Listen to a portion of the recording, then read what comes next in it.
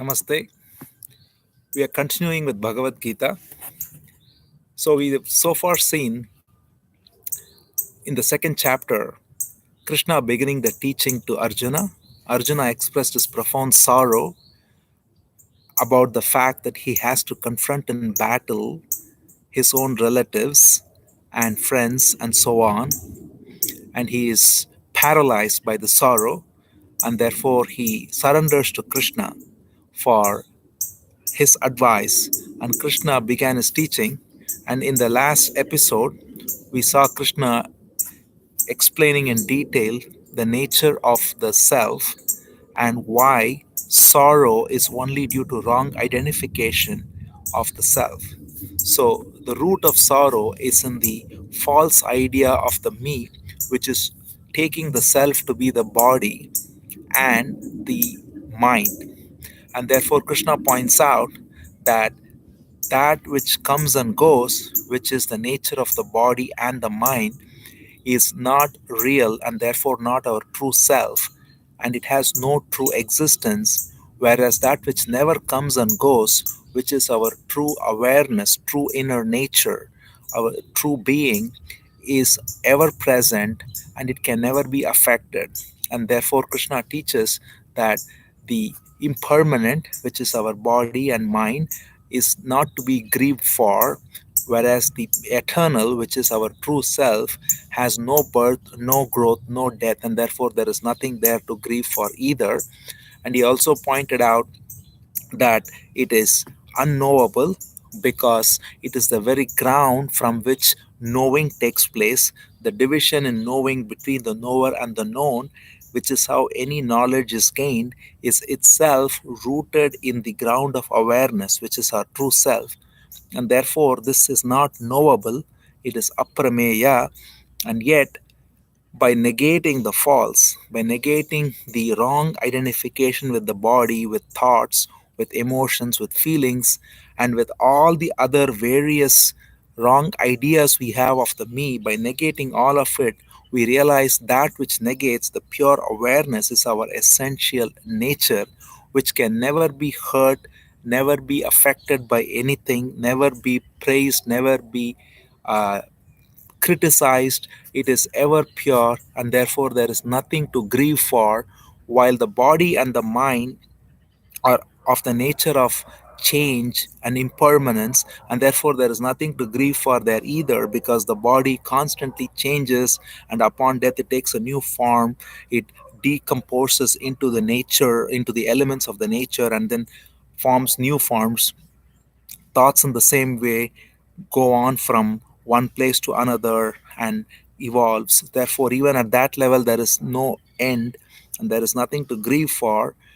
Whereas the true awareness, which is our self, which is our true being, is eternal, and therefore there is nothing to grieve for at all. Now, having summarize that, in this episode, we will look into the next aspect of the teaching of Bhagavad Gita, the second aspect, which is right action. As we have already pointed out, Bhagavad Gita is both Brahma Vidya and Yoga Shastra, which is to say, it is the knowledge of what is and the way of right action, because both are interconnected. It's the knowledge of what is that creates right action, and it is right action that enables the direct seeing of what is. They are both interrelated to each other, and therefore, uh, Bhagavad Gita is both Brahma Vidya and Yoga Shastra. And here in this episode, which is the continuation of the second chapter, Krishna now moves on to what is right action, which is both the means and the end, because it is the means through which one attains purity. And it is rightly said that it is the pure in the heart that shall see God. And so it is the means to attain purity, and it is also the end, because the pure is manifested as right action. So, what is right action is what Krishna now elaborates upon. We'll go into that. First, Krishna talks to Arjuna about the very fact that the battle that is in front of him, being rooted in dharma, being rooted in fighting for the good of the world. In other words, An action that is not rooted in Arjuna's self interest, but for the sake of the welfare of the world, is right action. And therefore, for that reason alone, Arjuna ought to engage in this battle of dharma. And on the other hand, forsaking that action, which is dharma, which is duty, crushes one's heart because it puts the seed of guilt. And as we know, guilt strengthens the ego more than even pride. There is the perception of disgrace and infamy and insult and all of that that Arjuna will face because of having forsaken his duty, and that very guilt will eat, and it is worse than dying. And therefore Krishna points out that first, that the very action in front of him, being rooted in dharma, being rooted in fighting for the welfare of the world, ought to be done. But then there is the question of how the action ought to be done, because the action is not just the what of it, but also the how of it. And this is essentially and truly what is karma yoga, and that is what Krishna now elaborates upon. And he says that treating any result with the same equanimity, and therefore treating happiness and sorrow, gain and loss, conquest and defeat, all of it in the same way. If Arjuna engages in battle, then that is the right way for action. It is a beautiful verse. Krishna says, Sukha dukhe same kritva labha labhau jaya jayau tato yuddhaya yujjasva naivam papam avapsyasi. So he says, if you engage in this battle, which is to all of us the struggle of living, the various challenges that life throws at us.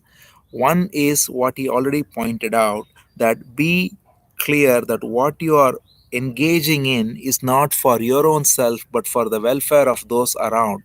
The greater the impact of your action is for the welfare of more people, the right action it is. The highest action is when we function with the consciousness that I am the world.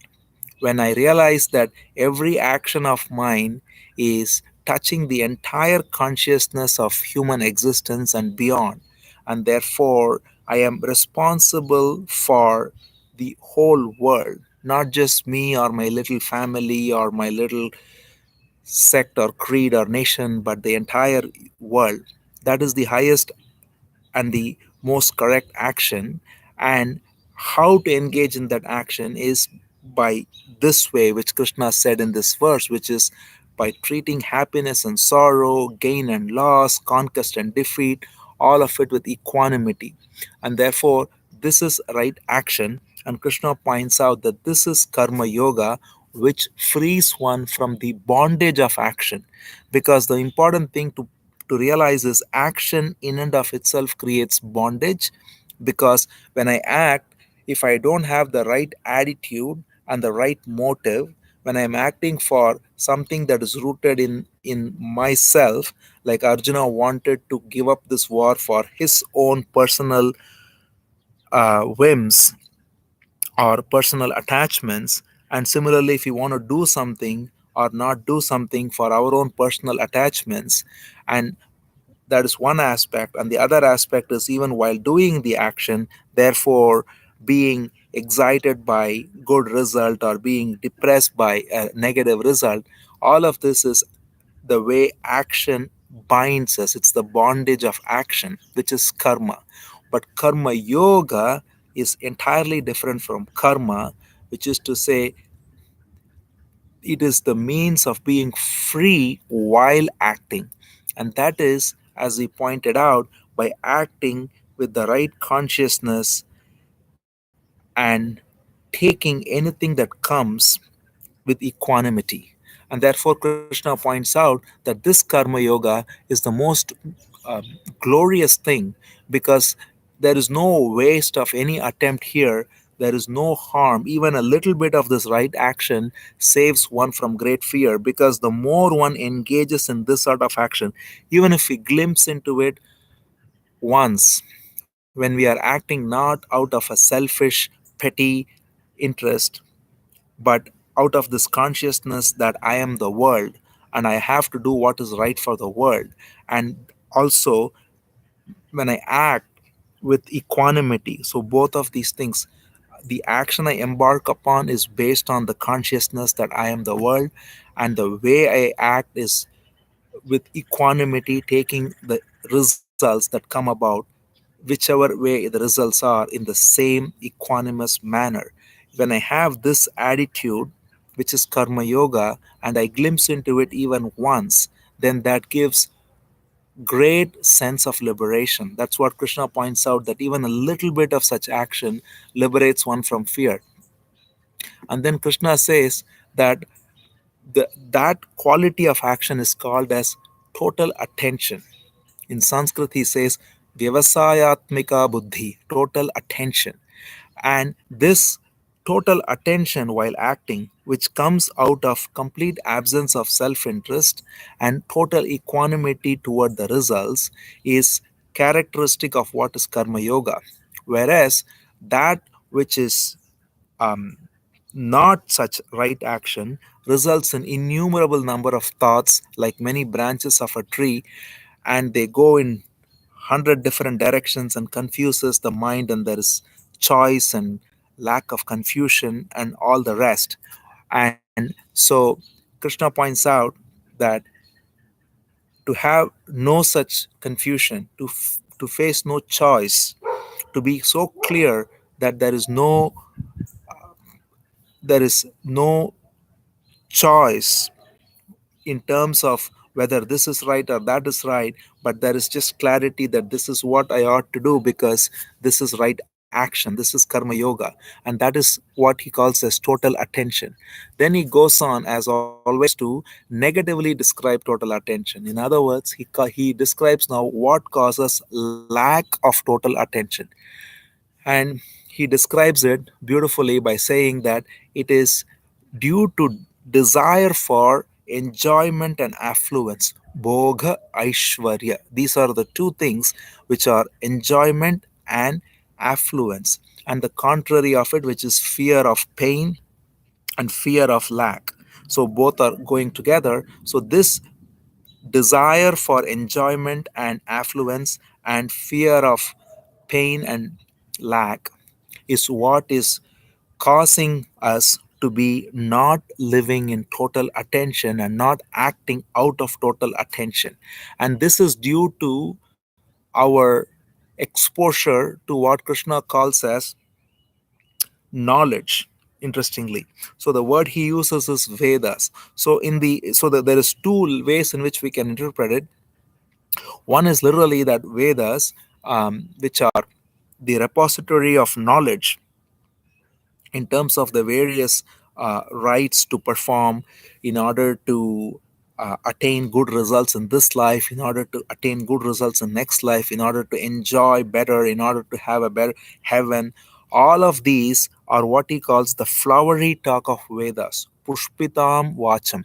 And this flowery talk of Vedas is all captured in a section called Karma Kanda. And this entire section of Vedas is only for gratification of the individual self through more and more enjoyment, more and more affluence, heaven, paradise, and all the rest. And we see this in every religion. It is all about trying to retain the individuality and getting more and more pleasure for this individuality without realizing that any pleasure that comes will go, and therefore will only leave us in more and more misery in the long run. So this is also, interestingly, the word Veda having a different connotation, that Veda literally means knowledge. So one of the things we also do, even if we take it in a secular sense, is that we use knowledge in order for self gratification. The more knowledge we acquire, we are trying to not not in the sense of self knowledge, which is true knowledge, which is what Gita is about, but Krishna himself says this knowledge, which is the knowledge of the Vedas or knowledge of anything that is to do with worldly um, knowledge, is only used. So for instance, any scientific advancement, any technological advancement, we use all this knowledge to enhance our sensory gratification. And therefore, this is what takes us away from attention. And that is why this can be taken literally as the religious rituals and various um, activities that people engage in different religions. Krishna talked about Vedas because that was the religion of his time, but it can be true for any religion where people are engaged in religious sacrifices and activities in order for pleasure, in order for heaven, in order for paradise, and so on. But it can also be extended because of the word Veda, meaning knowledge, for any kind of knowledge, secular or religious, that is used by the ego to gratify itself. And this knowledge is effectively binding. That is why there is a distinction between Veda and Vedanta. Veda means knowledge, which is binding, and Vedanta means ending of knowledge, literally. One interpretation is the last or the final portion of knowledge, but in a literal sense, Vedanta means Veda Anta, end of knowledge. And ending of knowledge means being free of the bondage of knowledge, which is always rooted in the duality of the knower and the known. For transactional reasons, for all practical reasons, we engage in such knowledge. But if we realize at the core level that, as we already saw, our true self, our true nature is unknowable, therefore, it is not something that we can realize through knowledge, and it is beyond knowledge. So, when we realize that, there is the ending of the pursuit of knowledge, and the ending of the pursuit of knowledge in the realm of the self is freedom. We can pursue knowledge externally. We can learn to play an instrument, learn a computer program, programming language, or whatever. But in all those external pursuits, knowledge is useful and is endless. But in the inner realm, in the true understanding of ourself, we have to realize that knowledge is always going to be limited and never going to reveal our true nature. So, ending of knowledge is freedom in our inner self. Otherwise, we are simply caught in this pursuit of knowledge and we become experts and scholars and so on. So, there is a Upanishadic statement. That's why it says, those who become scholars of scriptures are not truly intelligent, and they are like the blind leading the blind. It's a beautiful metaphor that's used even later in the Bible and so on, but it was originally in the Upanishads, where Mundaka Upanishad says, those who are scholars in scriptures and using that scholarliness, they are giving guidance to others in order to attain more pleasure and more um, gratification, or simply like the blind leading the blind. They are like vultures, is another example that Ramakrishna gives beautifully, that how vultures fly very high in the sky, but their eyesight is right down in the pit looking for uh, carcass. So similarly, we have scholars who have high sounding knowledge, but their consciousness is very much rooted in the ego, and therefore they are like the blind leading the blind. That's why Krishna points out that knowledge, signified by Vedas, signified by religious knowledge, signified by secular knowledge, any knowledge is very limited, and it can never truly give happiness. And as long as we realize that it's only for transactional purposes, and our true nature is beyond all knowing, and therefore it is end of knowledge itself, that is freedom. And until that clarity is there, we are constantly pursuing knowledge. We are reading, trying to read different books. We are trying to understand different things. And in the process, our mind is scattered and there is no attention, which is vyavasayatmika buddhi.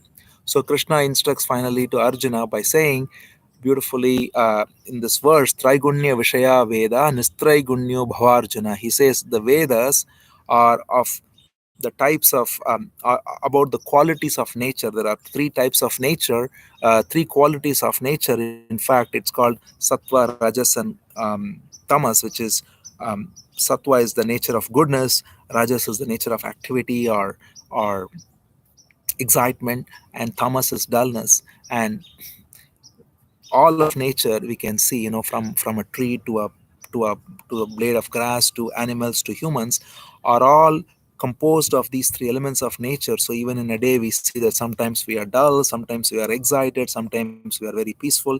So these three modes of nature constantly play, and that is all the Vedas talk about, and that is what all knowledge talks about. So again, it's not just Veda in the sense of the scriptures, but any knowledge is only about these three qualities. And there it is useful to understand these three qualities, and through that understanding build tools, build houses, whatever we do. But if we realize that our true self is beyond these three qualities, and therefore beyond knowledge itself, only then we are free. And that's why Krishna says to Arjuna, transcend all knowledge. Transcend the knowledge that is only of the nature of these three qualities, and abide in your true self, which is free of dualities. And very importantly, he says, Nir Yoga Kshema Atmavan. He says, be free of the desire for either acquiring or protecting. So, in this context, the word yoga means acquisition and kshema means welfare. So, don't worry about either acquisition or welfare, but simply be equipoised, collected, abiding as the true self, as pure awareness, and let nature take care of itself. This is the highest teaching which Krishna points to in the realm of action as well. So we can see how self knowledge and right action are interlinked, and in effect, they are uh, one and the same, but they are just two aspects of the same truth, in that right action is how we engage in this world, and self knowledge is how we abide within, and both are interlinked. So that's why Krishna says that for a jnani, for a realized being who has this realization, all the knowledge around, all of Vedas are just as useful as a well of water is when there is flood all around.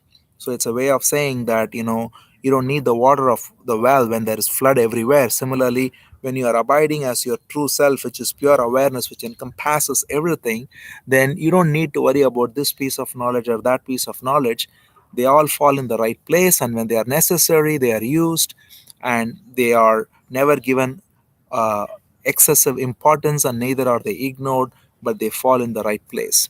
Then Krishna goes on to say what is probably the most famous verse of the Bhagavad Gita in the context of right action, Karma Yoga. He says, Karmanyeva adhikaraste ma phaleshu kadachana ma karmapala heturbhur ma te sangostu akarmani. So Krishna says three things in this verse which are very important. First is he says, your right is for action alone, never for the fruits. Second, he says, do not imagine to be the cause of the fruits. That is to say, do not imagine yourself to be the doer of the action, who is the author of the cause of the action. Don't think that that is the case, because it is not. And the third is, at the same time, do not be drawn to inaction. So it's very interesting. Again, the three things are, you have the right to act, but you have no right over the results, the fruits. Second is, do not imagine yourself to be the author of the action itself, the agent. And the third is, do not be drawn to inaction either. So here we can first see that when he says, do the action, but do not be attached to the fruits of the action, it's very important to understand what Krishna means by the fruit, because it is not the result of the action itself, but the fruit that the doer of the action projects as the result.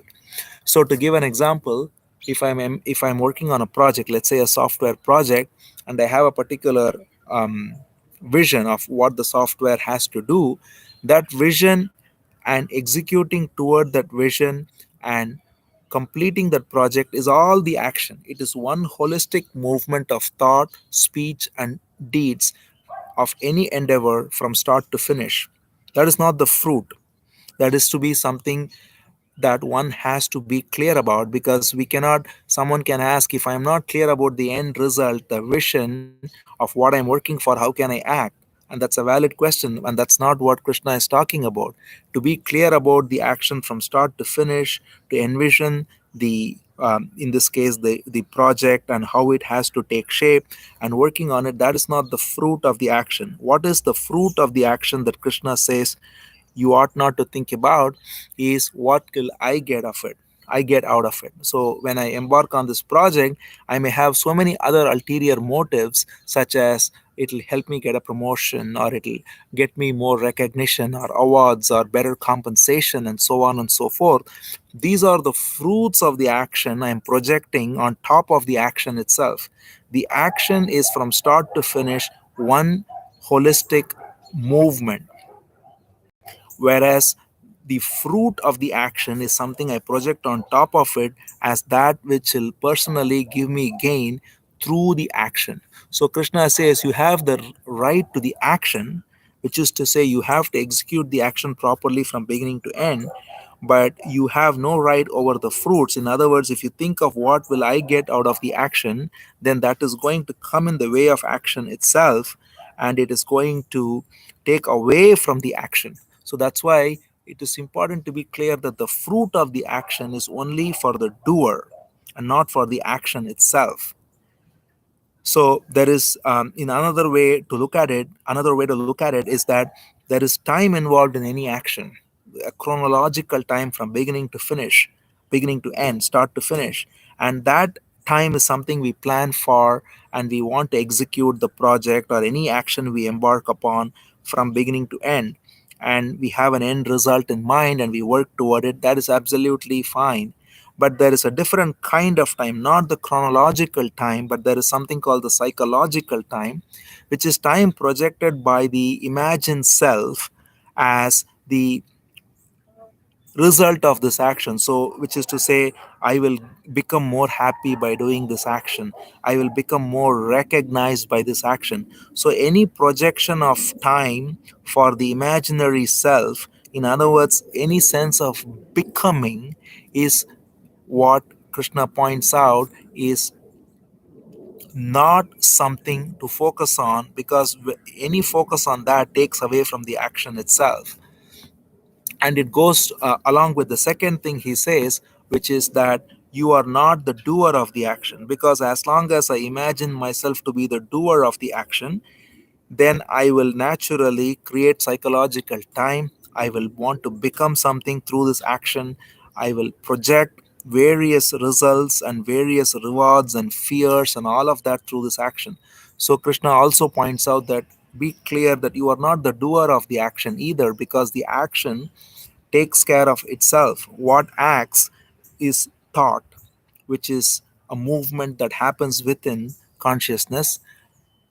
Speech, deeds, all of these are happenings which are happening with their own intelligence, and the false identification with thoughts as my thoughts, words as my words, deeds as my deeds is where the psychological sense of becoming comes in. And so Krishna points out also that you are not the doer of the action. And the third thing he points out is, but don't be drawn to inaction either, which is very important for Arjuna or for any of us, because it is also easy to say that I will just resign and do nothing, which is not even an option. We already saw that nobody can remain without acting. To choose not to act is also an action. So action is always there, and therefore to not be drawn to inaction, and at the same time not be drawn to a sense of I am acting, but let action take place in the most intelligent way without thinking about the fruit of the action in terms of what's in it for me. This is the essence of this beautiful verse. Karmanyeva adhikaraste ma phaleshu kadachana ma karma pala heturbur ma te sangostva karmani. Then Krishna goes on to say that if by doing so, by being established in yoga, O Dhananjaya, Arjuna's another name because he is a great archer, is Dhananjaya. He says, O Dhananjaya, by being thus established in yoga, undertake all actions. and cast off all attachment. So, in other words, as we said, cast off all fruits of action, cast off the sense of what's in it for me, and cast off the very sense that I am doing the action, and simply remain equipoised in success and failure. And when you do so, there is an equanimity. And he also adds that this equanimity is yoga. So this verse is again very beautiful. Krishna says, Yogastha kuru karmani sangam tyaktva dhananjaya siddhya siddhayoho samo bhutva samatvam yoga uchyate. This last part, samatvam yoga uchyate, equanimity is yoga, is a beautiful definition of yoga. One other thing to point out here is every time Krishna refers to yoga in this context, he refers to karma yoga, because as we already saw, Bhagavad Gita is Brahma Vidya, which is also called Sankhya, self knowledge, and Yoga Shastra, which is Karma Yoga. Uh, there are many who use the word yoga in so many contexts, and they have their own validity. But in the context of Bhagavad Gita, Krishna talks only about Karma Yoga as yoga. In any other context, he qualifies the word yoga with, for instance, buddhi yoga and so on. There is also the sense of yoga being the topic of each chapter, which is a different thing. We saw where we even saw Arjuna's sorrow is a yoga. So that's not yoga in the sense of a state of being, but it is yoga in the sense of the topic which connects the reader and the subject of reading. That's different. But and then there is the specific qualities of yoga, such as buddhi yoga, which is to use the intellect, and so on, that Krishna talks about. But in general, when there is no adjective, it refers to karma yoga. So here he says such yoga is equanimity. So samatvam yoga uchyate, which means yoga is equanimity. This is the very definition of yoga, and it can be seen in any sense. Even when one does asana practice, which is normally taken as yoga, even there, being equanimous, being still, helps one hold the pose better. But that's a very, very small and highly abused uh, aspect of yoga. In reality, yoga is a lot m- more than that. And in the broadest sense, Krishna defines it as equanimity, samatvam yoga uchyate. And therefore, Krishna says that any action that is performed with wisdom is yoga. So we already saw the wisdom of the self, which in the last episode where Krishna talked about the nature of our true self, which is awareness. And here he talks about acting with that wisdom. And this action with that wisdom is both the means and the end to realize the wisdom. So it's they are both um, feeding each other. It's one is connected to the other and the other is connected to one, so it is essentially the same thing with like two sides of a coin.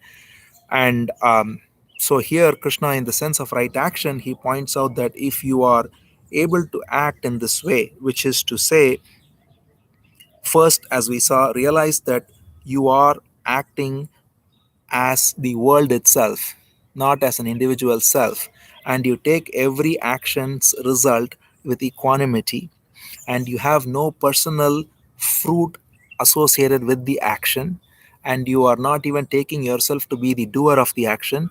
Such action is such action is equanimity. And otherwise, when there is thirst for rewards and therefore fear of failure, there is misery. And that's what Krishna points to, that any thirst for rewards is a pitiable state because it causes misery, whereas with no thirst for rewards, action for the pure joy of action is yoga. And that's why Krishna, in a sense, um, summarizes it by saying that yoga karmasu kaushalam, which means yoga is skill in action. It's a beautiful definition of yoga, because we normally look at skill as the ability to do something, ability to cook or write write some code or play an instrument or whatever. But if that skill is partial, in other words, if I have the sense that I am doing it and therefore I am looking for reward out of that skill, and if I am caught in this duality of praise and blame, then really there is no skill, because the skill becomes clouded with all these egoic qualities and the skill doesn't really come through. So Krishna says true skill is yoga, true skill in action. And how does it come about? It comes about through clarity and compassion. First is clarity, clarity of the me. As we saw, when I realize that the me that I take myself to be is false, and through the negation, I understand my true nature as pure awareness. And out of that clarity comes compassion, which is to see that everything that manifests, including this body and all the other bodies, all of nature, the whole universe, is one movement within this awareness. And therefore, there is a natural sense of compassion toward all. And out of this clarity and compassion, when action comes forth, that action is truly skillful, because that action is rooted in love and it is for the good of everyone, and there is no harm in it ever, and there is only joy in it. And such action, which is skill based on compassion, rooted in clarity, is yoga. That's why Krishna says yoga karmasu kaushalam. And such action is wisdom, because such action is free of becoming. It is just action for the joy of action itself. And such a mind that is free of becoming, free of delusion, and therefore dispassionate toward all ends, toward knowledge itself, is unconcerned about what has been heard, what is yet to be heard. It is unconcerned about acquiring knowledge, just as much as unconcerned about acquiring any other sense of gratification. It simply, the mind engages in action for the sake of the action itself. And so Krishna defines that when a mind that had been bewildered by knowledge, that had been bewildered by the sense of becoming, bewildered by the pursuit of gratification and the thirst for reward and the fear of failure, is completely freed of this bewilderment, this confusion, and is rooted in clarity, such a mind is unmoving and still. Achala. In fact, Krishna uses the word samadau achala buddhi, the mind that is in attention and unmoving, and that is yoga. Samadau achala buddhi tata yogam avapsyasi. One truly attains the state of yoga, which is to say, one truly realizes one's true nature when one's intellect is unshaken, unmoving, still in awareness. And such a state of being is right action, which is yoga. This is how Krishna ends this entire teaching on right action. So, again, to quickly summarize how Krishna teaches right action after teaching the knowledge of the true self in the previous section of this chapter, Krishna says that right action is twofold. One is acting not out of the sense of what is good for me, but acting out of the sense of being the world, being the whole consciousness itself, not acting as a single petty individual, but acting for the welfare of everything around, taking responsibility for the entire universe, because the entire responsibility of the universe is there in every cell of the universe. And therefore, taking responsibility for the entire universe and not forsaking one's duty, and while doing so, embarking upon action and taking any result, high or low, good or bad, with equanimity, this is right action. And then Krishna defines that this is characterized by total attention. And then he says this total attention is negated, or in other words, this total attention is not found when one is after pleasures, after affluence and enjoyment, bhoga aishwarya, when one is bewildered by knowledge, by both secular and religious knowledge, one wants to acquire more and more knowledge, scriptures or scientific knowledge, technological knowledge, all in the pursuit of gratification. And when one is free of this kind of a pursuit of gratification, and therefore a pursuit of knowledge for the sake of gratification, then one comes to true karma yoga, which is right action. And this is characterized by the sense of doing action without any expectation of fruit of the action. In other words, any expectation of what's in it for me, without even a sense that I am the doer of the action, and yet without any inclination toward inaction. And such action is truly karma yoga, and such action is equanimity itself, because it takes everything in the same way. And to act in this manner, which is rooted in clarity and compassion, is skill in action, and that is true yoga. And such action, which is rooted in clarity and compassion, and therefore engaged in action for the pure joy of action itself, without any projection of becoming, is the is the quality of yoga or right action, where the mind is still, unmoving, fully in total attention in samadhi and total awareness, while action takes place perfectly with great intelligence.